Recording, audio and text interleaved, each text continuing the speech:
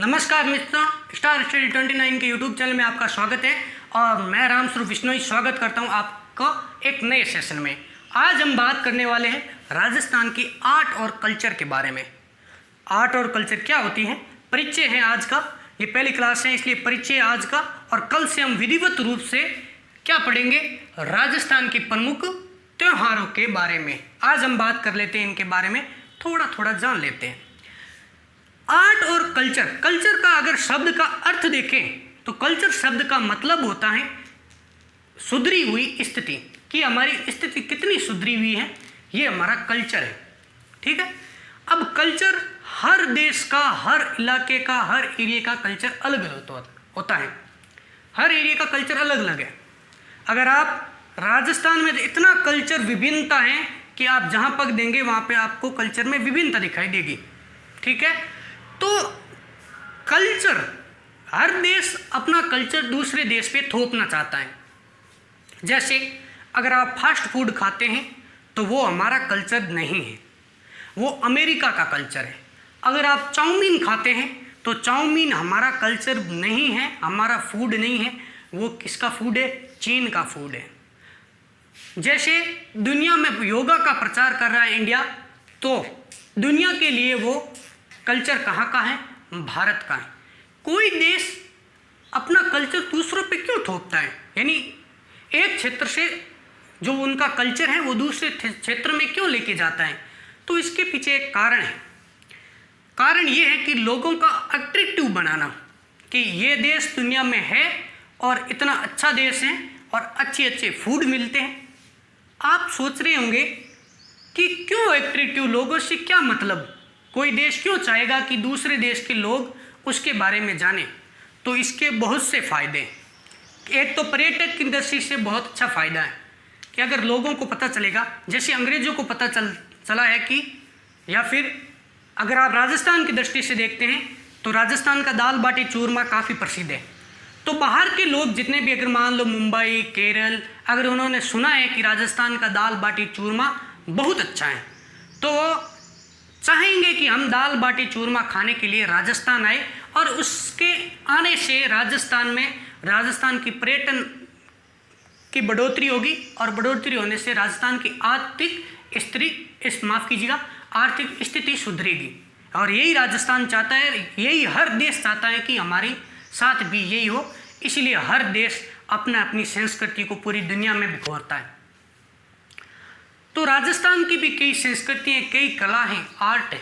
राजस्थान भी कई विविधताओं से भरा पड़ा है।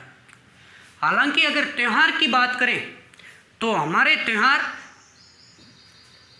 अगर हम त्यौहार की दृष्टि से देखें तो हमारा देश त्योहारों का घर है।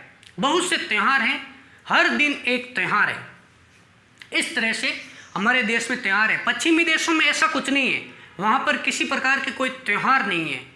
इसीलिए वहाँ पर बर्थडे पार्टी, हमारे यहाँ पर अगर बर्थडे पार्टी भी हो और जितने लोग आते हैं उतने वहाँ पर उनकी शादी में आते हैं, बस आप फर्क देख सकते हैं।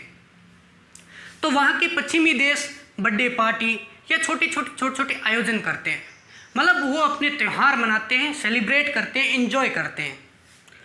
हालांकि ये कल्चर इंडिया में भी उनका प्रवेश कर रहा है, बर्थडे पार्टी। हमारा ये कल्चर नहीं है, ये कल्चर पश्चिमी राष्ट्रों का है, पश्चिमी देशों का है। चलो कोई बात नहीं, कल्चर तो कल्चर होता है, चाहे वो कहाँ का भी हो। तो जो हमारा कल्चर है, हमारे त्यौहार, हर दिन एक नया त्यौहार होता है। और राजस्थान में त्योहारों का आगमन छोटी तीज से माना जाता है। आपको त्यौहार पढ़ने से पहले एक चीज़ को अच्छी तरह से पढ़ना होगा, और वो है हिंदी महीने।